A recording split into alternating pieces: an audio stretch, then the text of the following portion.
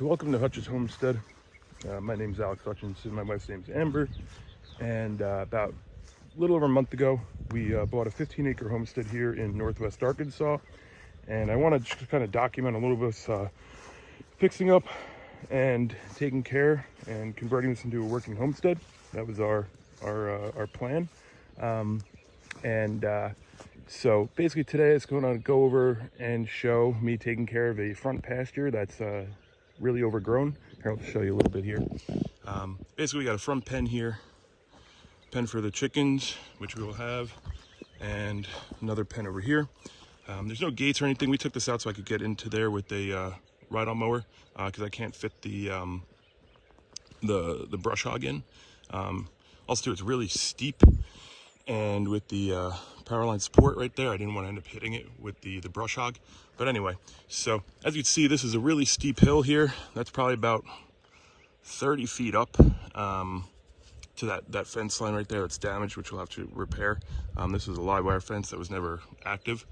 But anyway, so basically what I want to do today is try to clean up this front pasture right here and kind of show you a little bit of brush hogging on a super steep hill. I mean, it starts up here and goes down to the road down over here somewhere.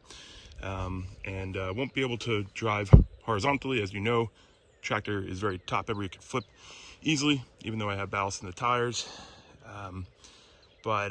Basically, I'll just try to show clearing it out, and maybe we'll go there. There's actually, so the reason I'm clearing this one out right now is we have to get a new septic system. We're doing some renovations on the house, going to be adding a couple bedrooms, and we have to get a new septic system for the permitting. And new septic leach field is going to go down in this area somewhere. They got it marked off, so I'm just going to try to clean up so they could access it. We're getting that done next week, and hopefully I can document that as well. And yeah, so try to just document a little bit. We got the chicken coop, we got the shop, well house.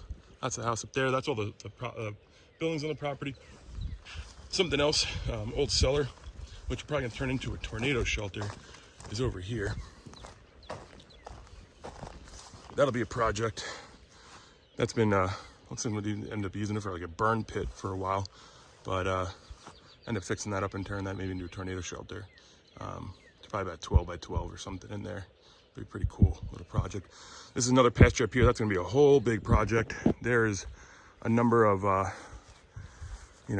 thorn bushes. I think they're called briars. All overgrown, never really been taken care of, or hasn't been taken over in a number of years. But you can see that hill's super steep. Camera doesn't really do justice on how steep these hills are. But let me just say, I loathe walking up and down them, so I try not to as much as I can. But let me get to it. You can hear me right now, but this is real steep down here. Really steep if you come to the video up. So I'm just creeping along. That's why I'm gonna have to go vertically. I just want to put the bottom side of the fence. One little line.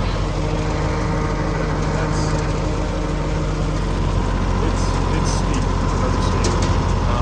Not only that, but there.